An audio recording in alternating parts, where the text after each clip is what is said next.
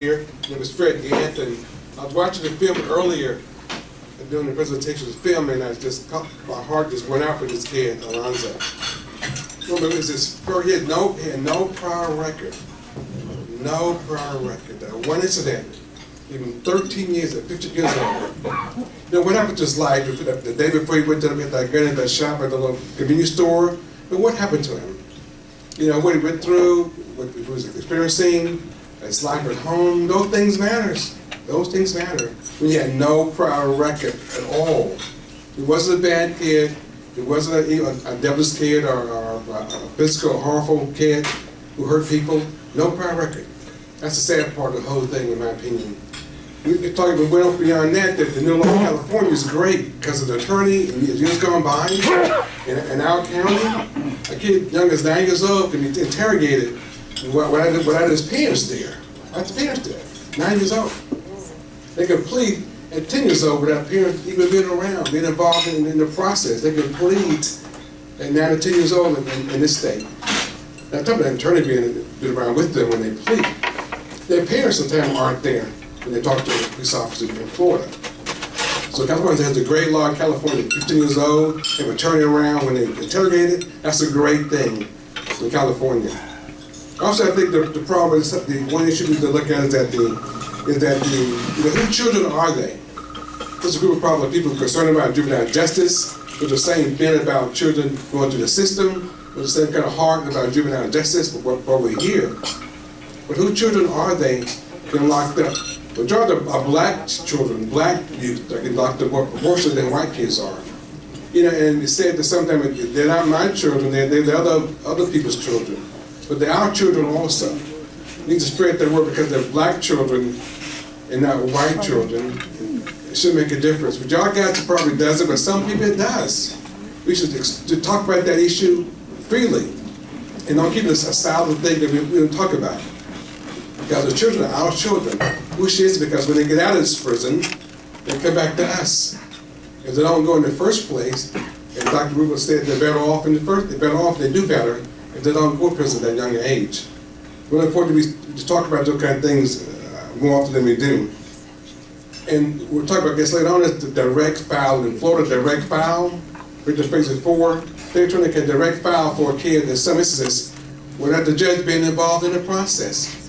Without going to a judge, direct file at 15, 16, 17 years old, from juvenile, direct file to the adult system, without a judge being involved. I said I was in court about 2 months ago. My client got direct file, 15 years old, with a couple of guys who was walking down the street in the west side of town, like young men, 15, 14, 16 do, just walking down the roadway. The older guy come over, he's 18, 19, joined them just by chance. I walked together for a short period of time.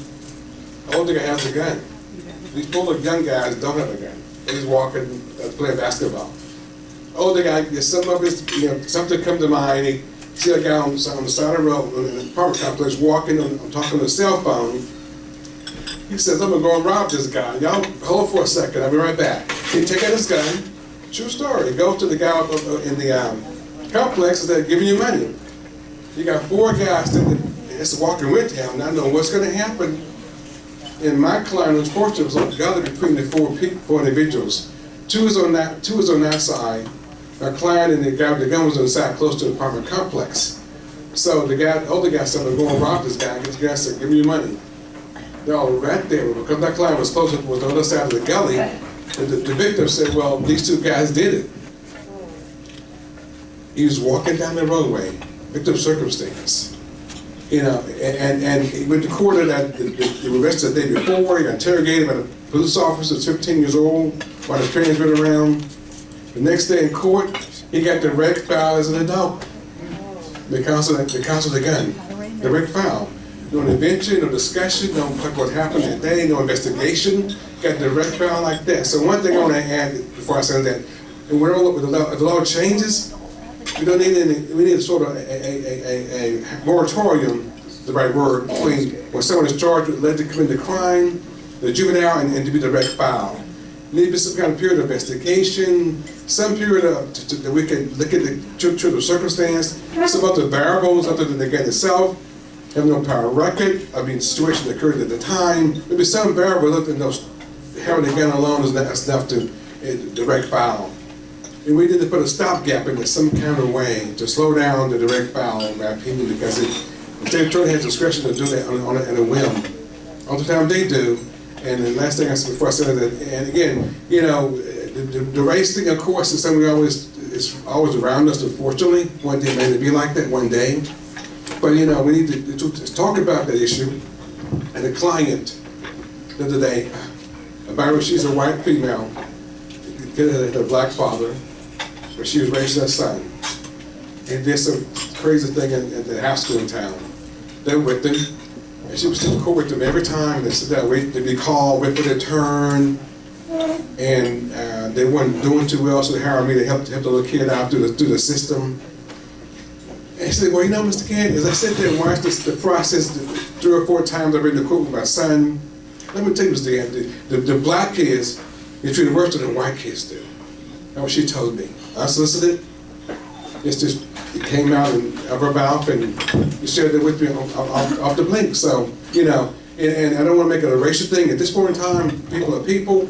System is what we got to deal with, but at the same time, we got to look at those kind of type issues, and we need to get the race thing down in terms of juveniles being committed as adults, and beyond that, from Florida, and not just forget the color. And in Florida, juveniles don't have it easy, in my opinion. Never have. But like the juvenile who get charged with a crime can't get bonded out.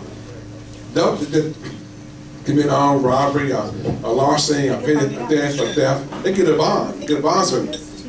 Even murder sometimes, or serious crimes.